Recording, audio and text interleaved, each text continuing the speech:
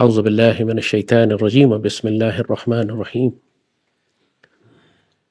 اللہ اکبر لا الہ الا اللہ واللہ اکبر وللہ الحمد انہ وحدہ صدق وعدہ نصر عبدہ ہزم الاحزاب وحدہ لا الہ الا اللہ ان اللہ وملائکتہ یصلون علی النبی یا ایہا الذین آمنوا صلوا علیہ وسلموا تسلیما رب اشرح لی صدری ویسر لی امری واحلل عقدۃ من لسانی یفقہوا قولی۔ ایک عرب مصنف لکھتے ہیں کہ جب غزہ کی جنگ شروع ہوئی تو میری بیوی نے مجھے کہا کہ جب غزہ کی جنگ ختم ہوگی تو ہم غزہ سے بہت سارے فلسطینی بچے لے آئیں گے اور ان کی اپنے گھر میں اپنے بچوں کے ساتھ پرورش کریں گے۔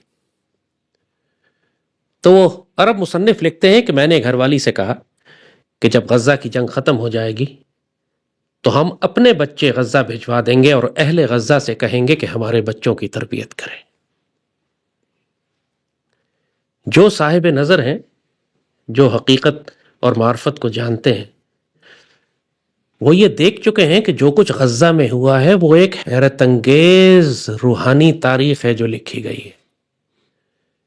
1400 سال کی اسلامی تاریخ ہو یا کئی ہزار سال کی انسانی تاریخ، آج تک انسان کی جنگی تاریخ میں کبھی ایسا نہیں ہوا کہ ایک اتنی چھوٹی سی قوم اتنے چھوٹے سے محدود علاقے میں قید ہو کر اس سرفروشی اور جانثاری اور جانبازی کے ساتھ عالمی طاقتوں کا مقابلہ کرے، اپنے آپ کو تباہ کروا لے، پوری قوم ہجرت پہ مجبور ہو جائے اور ہتھیاروں کا کوئی تقابل نہ ہو، ایک طرف لٹرلی تیر کمان ہو اور دوسری جانب ایٹمی ہتھیار، اس کے باوجود وہ چھوٹی سی سرفروش جماعت ہتھیار ڈالنے سے انکار کر دے اور دشمن کو اپنی شرائط پر گھٹنوں پر لے کر آئے اور اپنے علاقے کو آزاد رکھے۔ انسانی تاریخ میں آج تک ایسا نہیں۔ اور جن لوگوں نے یہ کمال کیا ہے، جن لوگوں کے ذریعے اللہ نے یہ معجزہ کر کے دکھایا، یہ جغرافیائی سیاست کا معجزہ ہے۔ دنیا ششدر ہے، حیران ہے، چاہے مفکر ہوں، سوشیولوجسٹ ہوں، دانشور ہوں، یا جنرلز ہوں، یا حکمران اور سیاستدان، مسلمانوں کے بغض میں یہ زبان سے کوئی لفظ، کوئی تعریف کا نہیں نکالیں گے، لیکن یہ حقیقت سب جانتے ہیں کہ جو کچھ غزہ میں ہوا ہے وہ انسانی تاریخ نے اس سے پہلے کبھی نہیں دیکھا تھا۔ خاص طور پر مسلمان معاشروں کے لیے، مسلمان دانشوروں کے لیے، مسلمان جنرلز کے لیے جو گہرا سبق ہے اہل غزہ کی اس مزاحمت میں، اس پوری قوم کی اس جرأت، شجاعت اور دلیری میں اور اس کے ایمان میں، وہ ایک اتنا حیرت انگیز فینومینا ہے کہ جو قوموں کے عروج و زوال کے اسباب طے کرتا ہے۔ غزہ میں جو کچھ ہوا وہ غزہ میں محدود نہیں رہے گا۔ غزہ میں جو کچھ ہوا ہے اس کے اثرات صدیوں تک اگر دنیا قائم رہتی ہے تو انسان محسوس کرے گا۔ جیسے کہا کہ تاریخ اسلام میں یہ سرفروشی، یہ جانبازی، یہ اپنے آپ کو فدا کرنے کی خواہش، یہ غیرت، یہ دلیری، یہ شجاعت، تاریخ اسلام میں اس سے پہلے کبھی اس کی کوئی مثال نہیں ملتی۔ آپ صحابہ کرام کے بارے میں کہہ سکتے ہیں کہ وہ بہت دلیر اور شجاعت والے، اور سیدی رسول اللہ کے صحابی، اس میں کوئی شبہ نہیں کہ صحابہ کرام سے مقابلہ کیا ہی نہیں جا سکتا کسی بھی مسلمان قوم کا۔ اور جو کچھ اہل غزہ نے کیا ہے وہ ہمیں صحابہ کی یاد کرا دیتا ہے، اس سرفروشی اور جانبازی کی، کہ جو اس وقت ناقابل یقین واقعات آپ دیکھتے تھے کہ کہاں ایک چھوٹی سی مسلمان فوج نکلتی ہے عرب سے اور روم اور پرشین امپائرز کو تباہ کر کے رکھ دیتی ہے۔ جو غیرت اور دلیری کہ جب ایران کا بادشاہ بلاتا ہے مسلمان قاصد کو تو مسلمان قاصد اکڑ کر اپنے نیزے سے اس کا قالین کاٹتا ہوا اس کے سامنے جا کر کھڑا ہو جاتا ہے، نہ اس کے رعب میں آتا ہے، نہ اس کے خوف میں آتا ہے، نہ دبدبے میں آتا ہے، اور اس کو کھل کے دعوت دیتا ہے کہ اسلام قبول کرو ورنہ ہم تم سے تلوار سے فیصلہ کریں گے۔ اب سوچیں کہ ایک گڈریا، ایک چرواہا ریگستان سے نکل کر آتا ہے اور ایران کے بادشاہ کے سامنے کھڑا ہو کر کہتا ہے، ناقابل یقین باتیں لگتی ہیں، ناقابل یقین باتیں لگتی ہیں۔ وہ لوگ نعوذ باللہ دیوانے نہیں تھے، انہیں کسی بات کا یقین تھا، حق الیقین تھا، ان کو مشاہدات کروا دیے گئے تھے، ان کو تاریخ اور تقدیر بتا دی گئی تھی، اسی لیے وہ اتنے کانفیڈنٹ تھے کہ ان کو معلوم تھا کہ ہم نے رومن اور پرشین امپائرز کو تباہ کر دینا۔ پورے تمام صحابہ یہ بات جانتے تھے کہ سیدی رسول اللہ نے حضرت سراقہ کو فرمایا ہوا ہے کہ کسریٰ کے کنگن تمہارے ہاتھوں میں آئیں گے۔ غزوہ خندق کے موقع پہ جب چاروں طرف سے فوجوں نے گھیرا ہوا تھا اور قرآن کہتا ہے کہ کلیجے اچھل کر حلق میں آ رہے تھے، اس وقت سیدی رسول اللہ نے فرما دیا تھا کہ روم اور کسریٰ اور پرشین اور رومن امپائر جو ہے وہ تمہارے پیروں تلے روندی جائے گی۔ تو صحابہ کو تو کوئی شک نہیں تھا، وہ فیتھ، وہ یقین، وہ ایمان، وہ کانفیڈنس جو سیدی رسول اللہ کے اوپر اس امت اور اس جماعت کو تھا، وہ وجہ تھی کہ اس جماعت نے وقت کی سپر پاورز کو شکست دی۔ اور آج صدیوں بعد ہم وہی ایمان، وہی یقین، وہی توکل، وہی بھروسہ، وہی جرت اور سیدی رسول اللہ سے وہی تعلق غزہ میں دیکھ رہے ہیں جس نے وقت کی سپر پاورز کو شکست دی۔ سوچو راولپنڈی جتنا جیسے کہا کہ علاقہ ہے چھوٹا سا، 6 ایٹم بم کے برابر وہاں پر انہوں نے بارود گرایا۔ غزہ میں ایک عمارت سیدھی کھڑی نہیں ہے، 4-5 لاکھ مسلمان شہید اور زخمی ہو گئے۔ چھوٹا سا قید خانہ ہے، وہ چاروں طرف دیواریں لگی ہوئی ہیں، ایک طرف سمندر ہے۔ اس قید خانے کے اندر بند کر کے اس قوم کے اوپر جب پوری دنیا کی بڑی بڑی دجالی طاقتوں نے اپنے جدید ترین ہتھیار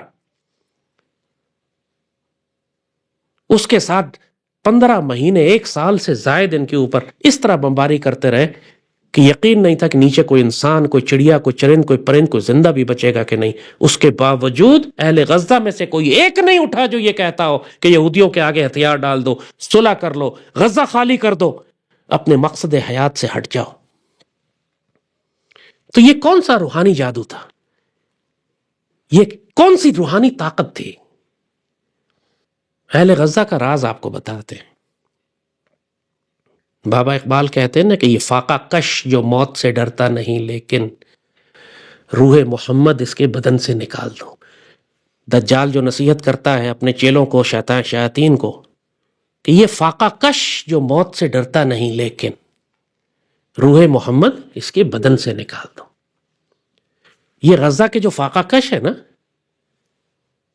یہی ان کی سب سے بڑی سٹرینتھ ہے کہ موت سے ڈرتا نہیں، لیکن روح محمد اس کے بدن سے نکال دو۔ یہ جو موت سے اس لیے نہیں ڈرتا کہ اس کے وجود میں روح محمد ہے صلی اللہ علیہ وآلہ وسلم، کیونکہ بابا اقبال نے جو فرمایا تھا کہ مومن نہیں جو صاحب لولاک نہیں ہے، وہ مومن ہی نہیں ہے جو سیدی رسول اللہ کو اپنے وجود میں نہیں رکھتا ہو۔ اہل غزہ کو ان بشارتوں پر ایمان کے حد تک یقین ہے جو سیدی رسول اللہ نے اہل فلسطین اور اہل غزہ کے بارے میں فرمائی ہوئی ہیں۔ کسی بھی تحریک، کسی بھی مزاحمتی تحریک، کسی بھی فوج کے لیے سب سے اہم ترین طاقتور ہتھیار اس کا نظریہ ہوتا ہے۔ جغرافیہ اور ہتھیار اور فوجی طاقت یہ بعد میں آتی ہے، نظریہ پہلے آتا ہے۔ جب ہم پاکستان بنانے لگے تھے تو ہمارے بڑوں نے بھی پہلے نظریہ دیا تھا نا۔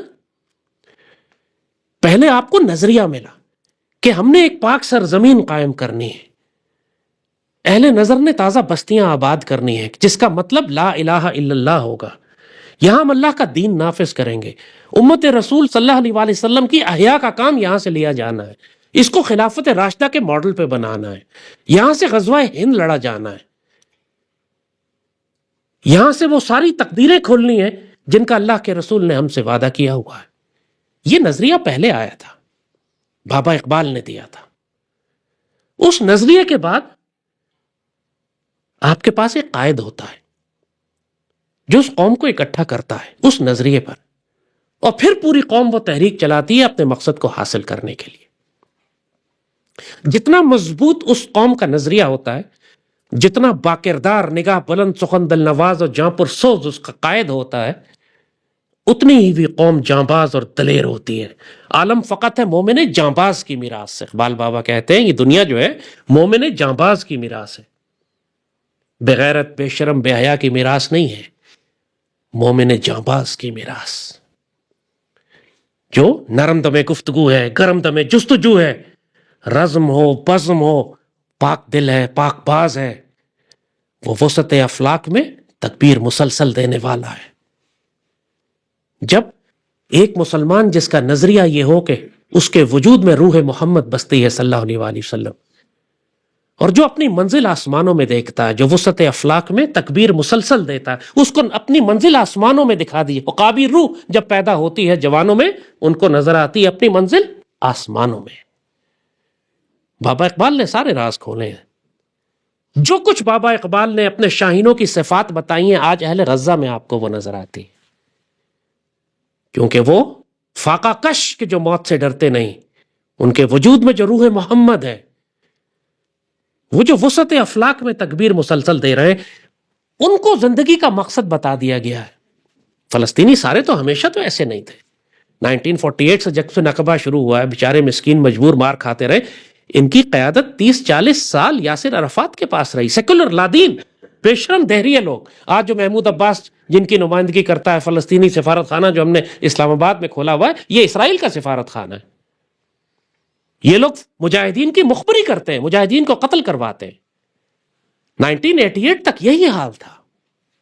1988 میں اللہ نے اہل فلسطین کو ان کا بابا اقبال دیا، شیخ یاسین، جن کے نام پہ وہ شیخ آج جو الیاسین میزائل جو انہوں نے آرپ راکٹ پروپیلڈ گرنیڈ جو بنایا ہوا ہے، وہ شیخ یاسین کے نام پہ ہے نا۔ اللہ نے وہ ان کو دیے۔ انہوں نے یہ تنظیم کی بنیاد رکھی، یہ جو مجاہدین کی تنظیم ہے، اس کا نام لیں تو پھر ہمارے نیٹ کے اوپر ہی ہمارے پروگرام بند کر دیتے ہیں، آپ خود سمجھ جائیں کس کے ذکر کر رہے ہیں۔ انہوں نے اس تنظیم کی بنیاد رکھی، ایک مقصد اپنی قوم کو سمجھایا انہوں نے کہ یاد رکھو، اپنی قوم سے انہوں نے سوال کیا، اس کو واضح کر کے بتا دیا کہ دیکھو، ہماری زندگیوں کا مقصد مسجد اقصی کی حفاظت ہے، ہم نے قبلہ اول کو آزاد کرانا ہے، اس بات سے قطع نظر کہ یہ ہماری زمین ہے، ہمارا گھر ہے، ہماری سرزمین ہے، ہم سے زیادہ بڑی اور اہم، ہم سے زیادہ مقدس سرزمین مسجد اقصی ہے۔ ہم سب شہید بھی ہو جائیں تو مسجد اقصی کی ہم نے حفاظت کرنی ہے۔ اور اس کے لیے تمہارے پاس دو راستے ہیں، ایک راستہ عزت کا راستہ ہے، دوسرا راستہ ذلت کا راستہ ہے۔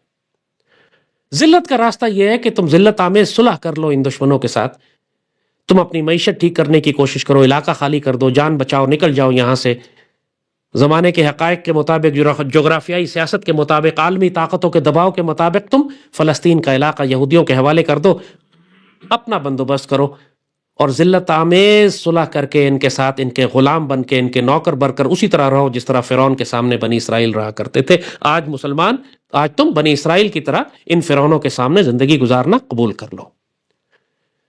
اور دوسرا راستہ یہ ہے کہ تم عزت کی زندگی جیو، سعادت کی زندگی جیو، اور شہادت کی موت مرو۔ اور تمہاری زندگی کا مقصد، تمہارے سامنے ہدف ہے کہ جب تک مسجد اقصی کو ہم آزاد نہیں کراتے، اس وقت تک ہم سر دھڑ کی بازی لگا کر رکھیں گے۔ وہ فاقہ کش کے جو موت سے ڈرتا نہیں، لیکن روح محمد اس کے بدن سے نکال دو۔ جب تک تمہارے اندر روح محمد موجود ہے، تمہارے سامنے ہدف مسجد اقصی موجود ہے، تمہارے اوپر اللہ کا فضل رہے گا، تم سیدی رسول اللہ کی بشارتوں کے حقدار رہو گے، جو سیدی رسول اللہ نے اس خطے کے بارے میں، ان مسلمانوں کے بارے میں جو اکناف مسجد اقصی کے اطراف میں رہتے ہیں، جن کے بارے میں سیدی رسول اللہ نے اسقلان کے بارے میں بشارتیں دی، اسقلان کے مقبرے کے بارے میں، اسقلان کے شہداء کے بارے میں، اسقلان کے رباط کے بارے میں۔ تو تمہارے سامنے دو راستے ہیں، ذلت آمیز صلح ہے، یا عزت اور سعادت کی زندگی اور جہاد کا راستہ ہے، جس میں تم بہت بری طرح سے مارے جاؤ گے، شہید کیے جاؤ گے، کیونکہ سیدی رسول اللہ نے بتا دیا ہے کہ ایسے ہی ہونا ہے۔ لیکن تم کون سا راستہ چنتے ہو؟ پوری قوم نے یک زبان ہو کر کہا، اہل غزہ نے یک زبان ہو کر کہا کہ ہم عزت اور سعادت کا راستہ اختیار کرتے ہیں، ہم سعادت کی زندگی اور شہادت کی موت قبول کرتے ہیں۔ جب ایک دفعہ یہ فیصلہ ہو گیا تو اب اس قوم کی تربیت شروع ہوئی۔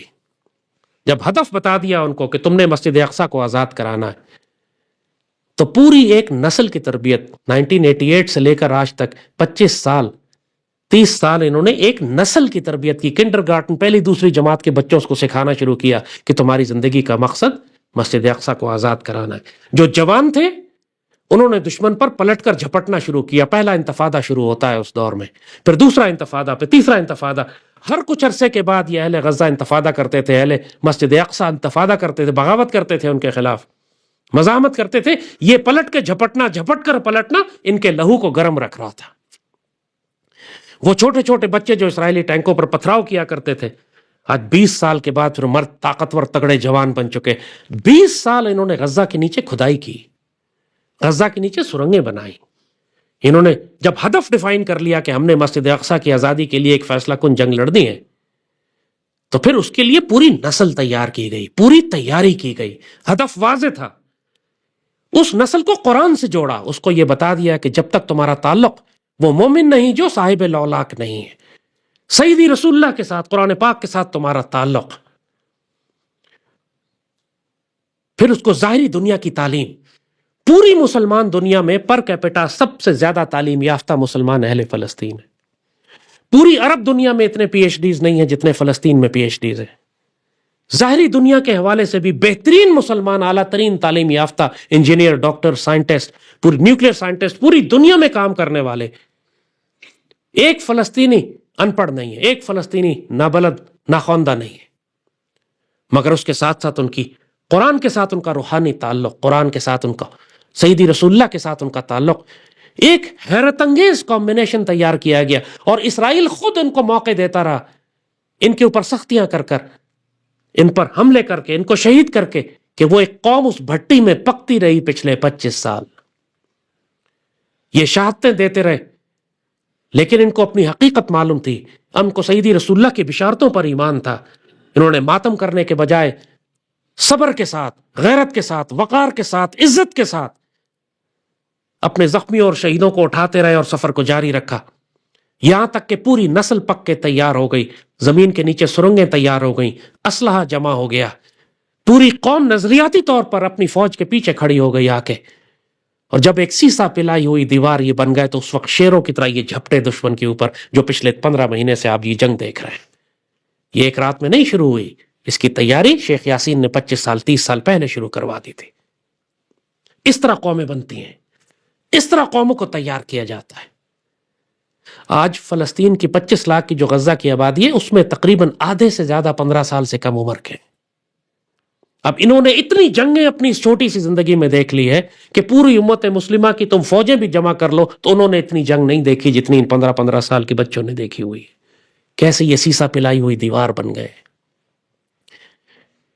ان کو کائنات میں کسی طاقت کا خوف نہیں ہے، دنیا کی ساری طاقتیں ان کے خلاف جمع ہو گئی تھی۔ قرآن جو کہتا ہے نا کہ جب ان کے خلاف فوجیں جمع ہوئی تو یہ خوفزدہ ہونے کے بجائے ان کے ایمان میں اضافہ ہو گیا۔ انہوں نے کہا یہی تو وہ ہے جس کا وعدہ اللہ اس کے رسول نے ہم سے کیا تھا۔ دنیا کی فوجیں ان کے خلاف جمع ہو گئی، اہل غزہ خوفزدہ ہونے کے بجائے مضبوط ہوتے چلے گئے۔ آپ نے دیکھا کہ جب یہ باہر نکلے سیز فائر کے بعد، حماس کے مجاہدین سارے نکل کر جب باہر آئے، آپ کو ان میں کوئی کمی، کوئی کمزوری، کوئی بزدلی، کوئی بغیرتی، کوئی تھکاوٹ، کوئی جذبے میں کمی، کوئی حوصلے میں کمی نظر آئی؟ قیامت ٹوٹ گئی ان کے اوپر، سب کے خاندان شہید ہو گئے، کوئی ایسا نہیں ہے جس نے اپنے خاندان کے قریبی شہید نہ دیا ہو۔ 1 لاکھ یتیم ہے غزہ میں، 1 لاکھ یتیم ہے جن کے ماں باپ یا کوئی ایک ان میں سے شہید ہو چکا ہے۔ یہ سب پچھلے 15 مہینے میں ہوا۔ اس کے باوجود پوری قوم میں آپ کو کوئی نظر آیا جو کہے یہودیوں سے صلح کر لو، ہتھیار ڈال دو؟ ذلیل و خوار ہو کے دشمنوں کو پیچھے دھکیلا انہوں نے۔ دشمن مجبور ہوا کہ ان کی شرائط کے اوپر کہ دستخط کرے، بعد میں توڑتا رہے گا وہ سارے، پتہ ہے سب کو یہ بات، لیکن اس دفعہ وہ کتے کی طرح ذلیل ہو کے پیچھے گیا۔ پوری دنیا نے دیکھ لیا کہ اس کی طاقت کا ڈھونگ، ڈھکوسلا، اس کا تکبر توڑ کے رکھ دیا ان مسلمانوں نے جن کو دنیا سمجھتی تھی کہ یہ تو مسکین اور فاقہ کش ہے، یہ کیا لڑیں گے۔ بابا اقبال نے مسلمان ملت پر، پاکستان کے مسلمانوں پر یہی تو طنز کیا تھا، اے لا الہ کے وارث باقی نہیں ہے تجھ میں، گفتار دل برانہ، کردار قاہرانہ۔ نہ تمہاری گفتگو کے اندر کوئی چاشنی، کوئی محبت، کوئی نرمی ہے، نہ تمہارے کردار کے اندر کوئی جلال ہے۔ تم کس قسم کی قوم ہو، لہو مجھ کو رلاتی ہے جوانوں کی تن آسانی۔ بابا اقبال، سارے یہی باتیں بابا اقبال نے کہی ہیں نا۔ ہم پاکستانیوں کا المیہ دیکھو، اہل غزہ کو دیکھو اور اس کے بعد پاکستان کو دیکھو۔ ہمارے بڑوں کے پاس نظریہ تھا، ہم آگ اور خون کے دریا عبور کرتے ہوئے آئے اور ہم نے بر اعظم توڑ کر پاکستان بنا لیا، اس لیے کہ ہمارے پاس نظریہ بھی تھا، قائد بھی تھے۔ تو اس کے بعد سب کچھ بکھر گیا۔ آج پوری پاکستانی قوم کو دیکھو، ہمارے پاس کوئی نظریہ ہے؟ کچھ بھی نہیں۔ کیا یہ پاکستانی قوم ملک میں شریعت نافذ کرنا چاہتی ہے؟ نہیں۔ کیا یہ غزوہ ہند لڑنا چاہتی ہے؟ نہیں۔ کیا یہ سیدی رسول اللہ کی امت کی حفاظت کرنا چاہتی ہے؟ نہیں۔ کیا امت کی قیادت کرنا چاہتی ہے؟ نہیں۔ یہی پھر عذاب اس کے اوپر مسلط ہوا، اس کا نظریہ چلا گیا اس کے پاس سے، اور اس کے اوپر اللہ نے ذلیل اور کمینے اور معاشرے کے بدترین لوگ مسلط کر دیے۔ بابا اقبال نے جو کہا تھا کہ زاغوں کے تصرف میں ہے عقابوں کے نشیمن، یعنی جہاں پر عقابوں اور شاہینوں کو ہونا چاہیے تھا وہاں گدھ اور کوے بیٹھے ہوئے ہیں۔ آج پاکستان کی قیادت دیکھ لیں آپ، ان میں کون سی ایسی ہے کہ جو اپنے وجود میں روح محمد رکھتی ہو؟ ان میں کون سی ایسی ہے جو نگاہ بلند ہو، سخن دل نواز ہو، جہاں پرسوز ہو، جو اس عشق اور جنون اور جذبے کے ساتھ سیدی رسول اللہ کی امت کی خدمت کرنا چاہتی ہو جس مقصد کے لیے یہ پاک سرزمین بنایا گیا تھا؟ کوئی بھی نہیں۔ اب نہ ہمارے پاس قیادت ہے، نہ ہمارے پاس نظریہ ہے، اسی لیے ہم قومیت، لسانیت اور فرقہ واریت میں بکھر چکے ہیں کہ اس مملکت کا وجود خطرے میں صرف اس وقت صرف جو ایک فکر اور پرائیورٹی پوری قوم کو ہے کہ پیسہ کیسے کمانا ہے۔ کیا حکمران وقت، کیا طالب علم، ساری تعلیم اسی لیے حاصل کی جاتی ہے کہ پیسہ کیسے کمایا جائے۔ نہ کوئی روحانی نظریہ، نہ کوئی عقیدہ، نہ کوئی رومانٹسزم، نہ کوئی آئیڈیلزم، نہ کوئی ایسی خواہش کہ امت کی ہم نے خدمت کرنی ہے۔ بابا اقبال یہ کہتے نا کہ تجھے احساس بھی ہے کہ کس آسمان کا تو ٹوٹا ہوا تارا ہے؟ کہاں تو آسمانوں کی بلندیوں پہ تھا اور کہاں تمہیں آسمان سے اٹھا کے زمین پہ دے مارا گیا؟ تمہیں پتہ بھی ہے کہ تم کس امت کے فرد ہو؟ ہر فرد ہے ملت کے مقدر کا ستارہ۔ تم خود اپنی ذات میں کتنے قیمتی ہو تم کو معلوم بھی ہے۔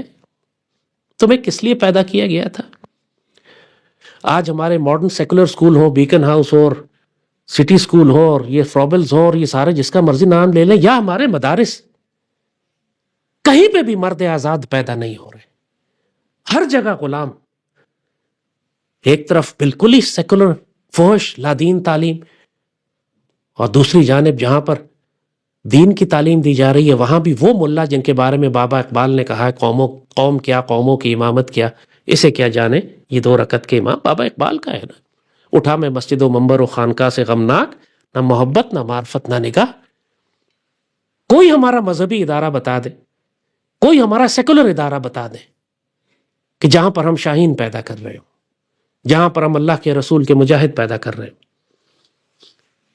یہ پوری قوم، اس کی نوجوان نسل، فلسطین کے 15 سال 20 سال کے نوجوان وہ ہیں جو اپنی ساری زندگی میں کئی جنگیں دیکھ چکے ہیں، اور ہمارے 20 سال سے کم کے نوجوان وہ ہیں جن کی ساری زندگی ٹک ٹاک اور ویڈیو گیم اور انٹرنیٹ کے گرد گھومتی ہے۔ یعنی ایک نسل ہم نے پیدا کر دی، 20-25 سال ان کی عمریں ہو گئی، جن کی جو نہ کوئی ہنر جانتے ہیں، نہ کوئی علم جانتے ہیں، نہ دین جانتے ہیں، نہ اخلاق جانتے ہیں، نہ کردار جانتے ہیں، نہ ان میں کوئی خواہش ہے غزوہ ہند کی، نہ خواہش ہے بیت المقدس کو آزاد کرانے کی، نہ ان کو حالات اور واقعات کا معلوم ہے۔ ان کی پوری زندگی انٹرنیٹ کی ایک تار سے جڑی ہوئی ہے۔ یہ پہ انٹرنیٹ کی وہ تار کاٹتے ہیں ان کی، یہ پاگل ہو جائیں گے، یہ دیوانے ہو جائیں گے، نہ ماں باپ کو پہچانیں گے، نہ دین اور اللہ اس کے رسول کا کوئی لحاظ کریں گے۔ اتنے پاگل ہیں۔ کسی نے ویڈیو گیمیں کھیل لی ہیں، کسی نے ٹک ٹاک کی ویڈیوز بنانی ہیں، ان کی ساری زندگی انٹرنیٹ کی ایک تار پہ چلے گی۔ نہ یہ ہنر جانتے ہیں، نہ یہ قربانی دے سکتے ہیں، نہ جفاکش ہے، نہ مضبوط ہے، نہ ان کو کوئی ذمہ داری دی جا سکتی ہے۔ آخر ریاست اور فوج اور ملک اور قوم کا نظام چلانے کے لیے باقاعدگی چاہیے، ذمہ داری چاہیے۔ یہ اتنی عیاش اور آرام پسند نسل ہے، اور یہ ہم نے خود پیدا کی ہے، اس لیے کہ جو ہمارے حکمران تھے ان کے سامنے کوئی ہدف ہی نہیں تھا، ان کے سامنے کوئی مقصد حیات ہی نہیں تھا۔ پاکستان آرمی نے صرف سیدی رسول اللہ کے ایک حکم پر عمل کیا کہ ہم خوارج کے خلاف، جہنم کے کتوں کے خلاف لڑ رہے ہیں۔ خوارج کا لفظ استعمال کیا جو سیدی رسول اللہ نے عطا فرمایا تھا، اس کی برکت یہ ہوئی کہ پوری قوم اس جنگ میں فوج کے ساتھ آ کر کھڑی ہو گئی کہ پاک فوج جہنم کے کتوں اور خوارج کے خلاف لڑ رہی ہے، جن کو سیدی رسول اللہ نے جہنم کے کتے کہا تھا۔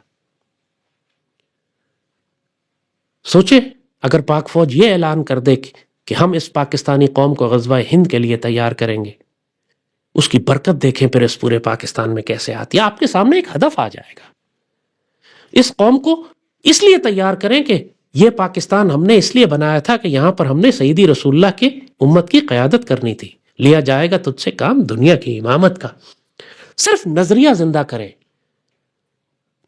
نظریہ ساز تو ہم کو اقبال بابا مل چکے ہیں، ہمارے پاس تو موجود ہے نظریہ ساز، نظریہ موجود ہے ہمارے پاس، جغرافیہ موجود ہے ہمارے پاس۔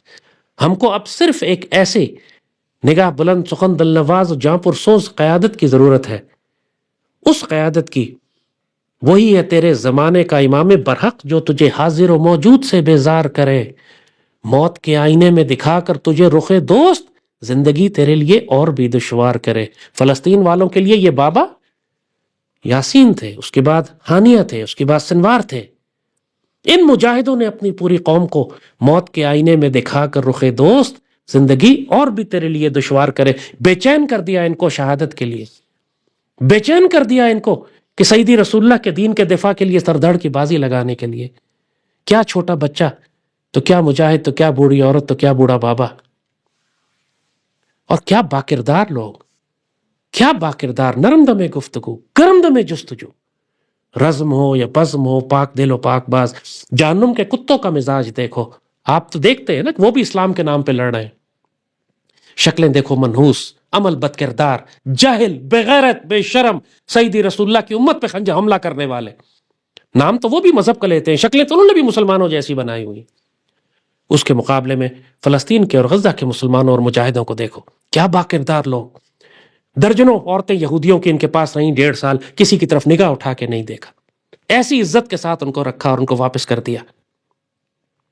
دنیا حیران ہے، کافر حیران ہے، یہ کس کردار کے لوگ ہیں. اور جہاں دشمنوں کا تعلق ہے، جب ان کو مسلمانوں پر اختیار ملتا ہے، نہ ہماری عورت چھوڑتے ہیں، نہ بچہ چھوڑتے ہیں، نہ عزت چھوڑتے ہیں، نہ قرآن چھوڑتے ہیں، نہ مسجد چھوڑتے. اس قدر صفاقی اور ظلم کے ساتھ قرآن کہتا ہے نا کہ جب ان کو اختیار ملے گا تمہارے اوپر تو یہ کسی وعدے کا لحاظ نہیں کریں گے. کیا ہندو تو کیا عیسائی تو کیا یہودی. لیکن آپ نے اہل غزہ کا کردار دیکھا. جہنم کے کتوں میں یہ کردار صاف بتا دیتا ہے کہ یہ جہنم کے کتے ہیں اور وہ اللہ اس کے رسول کے مجاہد ہیں. اگر آج پاک فوج پاکستان کی قیادت یہ اعلان کر دے کہ ہم اس ملک کو تیار کریں گے ایک اعلیٰ ترین مقصد کے لیے جس کے لیے یہ بنایا گیا تھا، علامہ اقبال کا ویژن، قائد اعظم کا مشن، غزوہ ہند، امت کی قیادت، خلافت الہم منہاج النبوہ کا قیام، دنیا میں خلافت کا احیاء، یہ ہے پاکستان بننے کا مقصد. جب آپ اپنا ہدف گم کر بیٹھے، جب آپ کے سامنے کوئی ویژن اور کوئی مشن ہی نہیں ہے، مشن سٹیٹمنٹ ہی نہیں ہے آپ کے سامنے. مشن سٹیٹمنٹ صرف یہ ہے کہ پیسہ کیسا کمایا جائے، فورن ایکسچینج کیسے آ جائے، زیادہ پیسوں کی نوکری کیسے مل جائے، فورن انویسٹمنٹ کہاں سے آ جائے. اس وقت پوری ملک اور قوم کا صرف ایک آبجیکٹو ہے، پیسہ کیسے بنایا جائے. حب الدنیا و کراہیت الموت کی ایسی ذلت اور دلدل میں ڈوب چکے ہیں کہ سیدی رسول اللہ کی امت کا خیال نہیں. 15 مہینے ہو گئے ریاست پاکستان نے اہل فلسطین کے لیے کچھ نہیں کیا. دنیا کی سب سے طاقتور ایٹمی طاقت، کیا قوم، کیا علماء، کیا حکومت اور کیا فوج، سب خوف میں مبتلا. جو کچھ حکومت اور فوج کر رہی ہے وہ قوم کی نمائندگی ہے. کیا پاکستانی قوم نے کچھ کیا اہل فلسطین کے لیے؟ کیا پاکستانی قوم کے لیے اہل فلسطین ضروری تھے؟ 15 مہینے پاکستان کی کون سی اشرافیہ نے اور کون سی قوم نے اہل فلسطین کے لیے کیا تحفے بھجوائے؟ 2 ٹرک بھیج دیے، 1 ہوائی جہاز بھیج دیا. اس سے زیادہ تو بنگلہ دیش کے مسلمانوں نے امداد بھیج دی وہاں پر، اور افریقہ کے چھوٹے چھوٹے ملکوں نے اس سے زیادہ امداد بھیج دی. جو پاکستان کے 25 کروڑ مسلمان، پاکستان کی اشرافیہ، اس کے عمراء، پوری پاکستان میں گھوم پھر کے دیکھو، دولت کے ایسے انبار ہیں کہ انسان حیران ہوتا ہے کہ دنیا میں کوئی انسان اتنا دولت مند بھی ہو سکتا ہے. پوچھو اہل فلسطین کے لیے تم نے کیا بھیجا؟ جب اسے کہا گیا احسن کما احسن اللہ علیک تو کہتے ہیں یہ مال ہم نے خود کمایا، ہم اہل فلسطین پر کیوں خرچ کریں اس کو. قارون کی طرح خزانوں پر بیٹھے ہوئے ہیں جنہوں نے تباہ ہو جانا، جو تمہیں لے کے جہنم میں جائیں گے. جو قرآن کہتا ہے یہ خزانے تمہارے جسم گرم کر کے ان کو آگ لگا کے تمہارے جسموں کو چپکایا جائے گا کہ یہ وہ سونا چاندی ہے جو تم جمع کرتے تھے، اللہ کی راہ میں خرچ نہیں کرتے تھے. یہی وقت تھا خرچ کرنے کا. یہی وقت تھا کہ جب بہترین کائنات کا جہاد ہو رہا، سیدی رسول اللہ کی بہترین امت کاٹی جا رہی ہے، تمہارے پاس راستہ بھی تھا، تمہیں آواز بھی پہنچی، تمہیں ان کی پکار بھی سنائی دی. اس کے باوجود تم بے غیرت ہو کے دنیا کی محبت میں بیٹھے رہے. اب اللہ اس کے رسول کی شفاعت، اللہ کی طرف سے مغفرت و سیدی رسول اللہ کی شفاعت توقع مت کرنا کہ تم نے سیدی رسول اللہ کی امت کو اس وقت تنہا چھوڑ دیا جب وہ تکلیف میں تھی. اللہ تم کو اس وقت تنہا چھوڑے گا جب تم تکلیف میں ہو. سیدی رسول اللہ تم سے منہ موڑ لیں گے جب تم آخرت میں ان کی شفاعت کے منتظر ہوگے، کیونکہ تم نے سیدی رسول اللہ کی امت سے منہ موڑا تھا. اہل غزہ نے پوری دنیا کے مسلمانوں کو آئینہ بھی دکھایا، شرمندہ بھی کر دیا، اور ہمیں ایک مشل راستہ بھی بتا دیا کہ چلنے کا راستہ یہ ہوتا ہے. شیر اور دلیر اس طرح زندگی گزارتے ہیں۔ ہم لوگوں کو اللہ نے اتنی عافیت اور آسانی دے دی ہے کہ دنیا کی محبت میں ہم ہلاک ہو گئے۔ بابا اقبال نے کہا تھا نا، تعمیر آشیاں سے میں نے یہ راز پایا، تعمیر آشیاں سے میں نے یہ راز پایا، اہل نوا کے حق میں بجلی ہے آشیانہ۔ جو اذان دینے والے اور جہاد کرنے والے لوگ ہوتے ہیں، ان کو اگر آشیانہ مل جائے، ان کو سکون مل جائے، ان کو عافیت مل جائے، ان کو پیسہ اور دولت مل جائے، تو وہ ہلاک ہو جاتے ہیں۔ تعمیر آشیاں سے میں نے یہ راز پایا، میں تو مجاہد تھا، جہاد کر رہا تھا، پوری دنیا میں اپنے گھوڑا لے کے دوڑتا تھا جہاں امت کو ضرورت ہوتی تھی، میں نے پھر آشیانہ آباد کر لیا، میں سکون سے بیٹھ گیا۔ پھر اس آرام طلبی میں، اس سکون میں، اس عیاشی میں، اپنے مال و دولت میں، بچوں میں، اپنے کاروبار میں، اپنی زندگی میں، اپنی نوکریوں میں، اپنی جابز میں میں اتنا مصروف ہو گیا کہ مجھے سیدی رسول اللہ کی امت کا خیال ہی نہیں رہا۔ اے لا الہ کے وارث باقی نہیں ہے تجھ میں، گفتار دل برانہ کردار قاہرانہ۔ نہ تم میں گفتار دل برانہ ہے، نہ تمہارا کردار قاہرانہ ہے۔ یہ پاکستان کے مسلمان، اس کے حکمران، اس کے نوجوان، اس کی نسل، یہ صرف تباہی کے کنارے کھڑے ہیں، کیونکہ آگے غزہ جیسی آزمائشیں اب اس پاک سرزمین پر آنے والی ہیں، پوری مسلم دنیا پر آئیں گی۔ ہم نے کون سی نسل تیار کی ہے اس بوجھ کو اٹھانے کے لیے؟ وہ ٹک ٹاک جنریشن، باولے کتے کی طرح ماں باپ کو قتل کرتے ہیں، مارتے ہیں اور گالیاں دیتے ہیں اگر ماں باپ تھوڑی دیر کے لیے نیٹ بند کر دے تو۔ یہ نسل ہے ہماری۔ ان کو گھر سے باہر نکال کے سڑک پہ کھڑا کر دو، بھوکے پیاسے مر جائیں گے۔ ان کو یہ نہیں پتا، جسمانی طور پر لاغر، ذہنی طور پر مریض، بد اخلاق، بد کردار، کوئی ہنر نہیں جانتے، کوئی خواہش نہیں ان کی دنیا میں ایک مجاہد کی زندگی گزارنے کی۔ مگر یہ نسل بڑوں نے پیدا کی ہے، ریاست نے پیدا کی ہے۔ جب گھر کا باپ خراب ہو تو نسل اس کے اولاد بگڑتی ہے، جب ملک کا حکمران خراب ہو تو پوری قوم بگڑتی ہے۔ یہ پوری قوم اس لیے ہلاک ہوئی ہے کہ اس کے اوپر سب سے زیادہ ناپاک اور پلیت لوگ مسلط رہے ہیں۔ کبھی یہ قوم جمہوریت کو پوچھتی رہی ہے، کبھی اینگلو سیکسن نظام کو پوچھتی رہی ہے۔ پوری قوم، اس کی اشرافیہ سمیت کوئی بھی نہیں چاہتا کہ یہاں اللہ اس کے رسول کا دین نافذ ہو، شریعت نافذ ہو۔ سب سے بڑی رکاوٹ یہاں کے سیاستدان، پارلیمان، جج، وکیل، یہاں کے دانشور، یہاں کا میڈیا، ان سب کو نفرت ہے اللہ کے قانون سے، اللہ کے دین سے، کیونکہ ان کے مفادات وابستہ ہیں کفر کے نظام کے ساتھ۔ سب سے بڑی رکاوٹ اللہ کے دین کو عدل نافذ کرنے میں یہ جج اور یہ وکیل ہے۔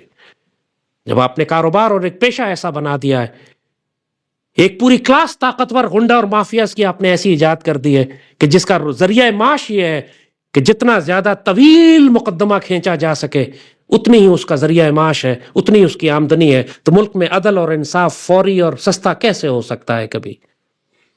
جب آپ نے پوری ایک کلاس ملک میں ایسی پیدا کر دی ہے ڈاکٹروں کی اور لیبارٹریز کی کہ جن کا مفاد اس میں ہے کہ پوری قوم کو مریض اور بیمار رکھا جائے اور ٹیسٹ کروائے جائیں، تو پھر اس قوم کی صحت کیسے ٹھیک ہو سکتی ہے؟ جب ججوں کا مفاد یہ ہے کہ یہاں پر اینگلو سیکسن لا قائم رہے تاکہ ان کی وہ انگریزوں کی وگ پہن کے وہ بیٹھے اور انگریزوں کی نقل کرتے ہوئے انگریزوں کے نظام کو، وہ تکبر، وہ منافقت، وہ ریاکاری اس پورے نظام کی، اس کی غلاظت سمیت قائم رہے، تو پھر یہ شریعت اور شریعت کی عدالتیں اور قاضی کی عدالتیں کیوں نافذ ہونے دیں گے؟ یہ تمام حکمران اور ناپاک اور پلیت یہ جمہوریت جن کو خلافت سے اس لیے نفرت ہے کہ اگر خلافت کا نظام آ گیا تو پاکستان کے تمام سیاسی اور مذہبی جماعتیں دفن کر دی جائیں گی، کسی ایک کا کوئی حصہ نہیں ہوگا ریاست میں، حکومت میں، تو پھر یہ خلافت کا نظام کیوں آنے دیں گے؟ تو جب یہ حالت ہوتی ہے تو پھر ایسے کیڑے مکوڑوں کو ختم کرنے کے لیے اللہ پھر ہلاکو خان بھیجتا ہے۔ اہل فلسطین اپنی مرضی سے اللہ کے رسول کے دین کے دفاع کے لیے کھڑے ہوئے، پاکستانی قوم پر اللہ کتے چھوڑے گا، بھیڑیے چھوڑے گا، ہلاکو خان چھوڑے گا، اس لیے کہ یہ قوم اپنی مرضی سے اللہ کے رسول سے بغاوت کرنا چاہتی ہے۔ اہل فلسطین نے ہمارے اوپر بالکل حجت پوری کر دی۔ اب ہم یہ بھی نہیں کہہ سکتے کہ کسی کی معیشت کمزور ہو تو ہم دنیا کی طاقتوں کے سامنے کیسے کھڑے ہوں گے۔ اہل فلسطین کی کتنی طاقتور معیشت تھی پہلے بھی اور بعد میں بھی، مگر دنیا کی طاقتوں کے خلاف کھڑے ہوئے یا نہیں کھڑے ہوئے؟ دنیا کی طاقتوں کو ذلیل کیا کہ نہیں ذلیل کیا؟ سیدی رسول اللہ کی امت کی لاج رکھی یا نہیں رکھی؟ تو مجھ سے زیادہ گئے گزرے تو نہیں ہو یار۔ تمہیں تو اللہ نے پورے جہان کی دولت اور خزانے عطا فرمائے ہوئے، تمہارا ملک ہے اپنا، اپنی فوج، اپنی حکومت، اپنی ریاست ہے تمہارے پاس، تم کس لیے بے غیرتوں کی طرح خوف کھاتے رہتے ہو ہر وقت؟ جو پشتوں کی کہاوت ہے کہ اللہ غریب تو تجھے اللہ نے بنایا تھا، بغیرت تجھے کس نے بنایا. اس پاکستانی قوم کا مسئلہ یہی ہے. پوری قوم اور اس کے حکمران ہر وقت خوفزدہ، گھبرائے ہوئے، بغیرت اور بے شرم کفار کے آگے ہاتھ پھیلاتے رہتے. انویسٹمنٹ لے آئیں. ایک انویسٹمنٹ کے چکر میں دین، آبرو، عزت سب فروخت. لیاقت علی خان نے اس وقت کہا تھا جب یہودی آئے تھے انویسٹمنٹ لے کے، اس وقت ان کے پاس، ہم آپ کو مالا مال کر دیں گے، اسرائیل کو تسلیم کر دے. لیاقت علی خان نے فرمایا تھا gentlemen are souls are not for sale. ہماری روحیں، ہمارا ضمیر بکنے کے لیے نہیں ہے. آج کس طرح یہ ناپاک، منافق اور پلیت لوگ بڑے بڑے یہودیوں کو لا کر پاکستان میں بٹھا رہے ہیں، اسرائیل کے بانی خاندانوں کو لا کر پاکستان کے سونے کے خزانے دے رہے ہیں. جو ایک طرف فلسطینیوں کو ذبح کر رہا ہے، یہاں لا کے یہ اس کو اپنے سر پہ بٹھا رہے ہیں کیونکہ وہ پیسہ لے کر آ رہا ہے ان کے لیے. اس رزق سے موت اچھی جس رزق سے آتی ہو پرواز میں کوتاہی. بابا نے بتایا تھا تمہیں تمہارے نصیب میں صرف ذلت ہوگی کیونکہ تم نے جہاد کا راستہ ترک کر کے یہودیوں کی پوجا شروع کر دی، دنیا کی محبت میں ڈوب گئے، موت کے خوف میں مبتلا ہو گئے. اہل غزہ نے بہت بڑی حجت تمام کر دی ہے اس قوم پر، خاص طور پر پاکستان کے لیے، کہ جو کچھ انہوں نے کر کے دکھا دیا اس کام کے لیے پاکستان کو تیار کیا گیا تھا. اہل غزہ آج بھی پاکستان کی جانب دیکھتے ہیں. فلسطینی کہتے ہیں کہ اگر پاکستان ہمارے نزدیک ہوتا تو کبھی اسرائیل کو جرأت نہ ہوتی کہ ہم پر اس طرح حملے کریں. اتنا مان ہے ان کو پاکستان پر. ہم انہیں کیا بتائیں کہ ہم اتنے بغیرت ہیں کہ ہمیں تمہاری کوئی پرواہ ہی نہیں ہے. وہ غزہ کی گلیوں میں پاکستان کا جھنڈا لے کے گھومتے ہیں اس امید پہ کہ شاید کسی دن پاکستانیوں کی مدد کے لیے آ جائیں. ہم انہیں کیسے بتائیں کہ اس قوم کو تمہاری پرواہ نہیں ہے، اس کے حکمرانوں کو، اس کی اشرافیہ کو، اس کے علماء کو، اس کے دانشوروں کو، اس کے نوجوانوں کو تمہاری کوئی پرواہ نہیں ہے. ہم انہیں کیسے بتائیں؟ ان کا مان رکھنے کے لیے خاموش رہتے ہیں. ان سے کہتے ہیں پوری قوم تمہارے ساتھ کھڑی ہے، فکر نہ کرو، ہم کبھی تمہیں تنہا نہیں چھوڑیں گے. حالانکہ ہم جانتے ہیں کہ ہم جھوٹ بول رہے ہیں. اس قوم نے ان کو تنہا چھوڑ دیا ہے. پچھلے 15 مہینے سے ہم پاکستان سے وسائل جمع کر کے، پیسے جمع کر کے فلسطین بھجوا رہے ہیں. میں جانتا ہوں کتنے لوگوں نے پیسے دیے ہیں، چند ہزار بھی نہیں ہوں گے، چند ہزار بھی نہیں ہوں گے. 25 کروڑ کی قوم ہے، چند ہزار بھی نہیں ہوں گے جنہوں نے فلسطین کے لیے پیسے بھجوائے. باقی قوم، میرے مالک گواہ رہنا، ہم فیصلہ کر چکے ہیں. یہ حکمران، یہ نظام، یہ حکومتیں جو مرضی فیصلے کریں، ہم فیصلہ کر چکے ہیں کہ ہم سیدی رسول اللہ کے ساتھ، سیدی رسول اللہ کی قیادت میں انشاءاللہ غزوہ ہند لڑیں گے. ہم اپنے آپ کو، اپنی اولادوں کو غزوہ ہند کے لیے تیار کر رہے ہیں. میرے مالک ہمیں یہ سعادت عطا فرمانا، ہمیں یہ سعادت دینا کہ ہم واپس پلٹیں تو شام جا کے عیسیٰ علیہ السلام کے ساتھ دجال کی فوجوں کا خاتمہ کریں. ہمیں یہ سعادت اور اجازت دینا کہ ہم خلافت اللہ منہاج النبوہ کو قائم کر سکیں. ہمیں یہ سعادت اور اجازت دینا کہ گہرے سبز رنگ کے پرچم جب خراسان سے نکلے اور اس میں اللہ کا خلیفہ مہدی ہو تو ہم ان فوجوں میں شامل ہو سکیں. مالک ہمیں سعادت کی زندگی اور شہادت کی موت نصیب فرمانا، حیات طیبہ، رزق کریم اور حسن خاتمہ نصیب فرمانا. سیدی رسول اللہ کے شعر اور سیدی رسول اللہ کی تلواریں بنانا. ہمیں ان ظالموں سے دور رکھنا. ہم ان سے بری ہیں، یہ جو کچھ کر رہے ہیں میرے مالک ہم اس سے بری ہیں. ہمارا شمار ان ظالموں میں نہ کرنا. ہم آپ سے راضی ہیں، ہم اللہ سے راضی ہیں. رضیت باللہ ربا وبالاسلام دینا وبمحمد نبی ورسولہ صلی اللہ علیہ وآلہ وسلم. اللہم صلی وسلم وبارک علی سیدنا محمد وعلی آلہ وصحبہ وسلم. آمین یا رب العالمین.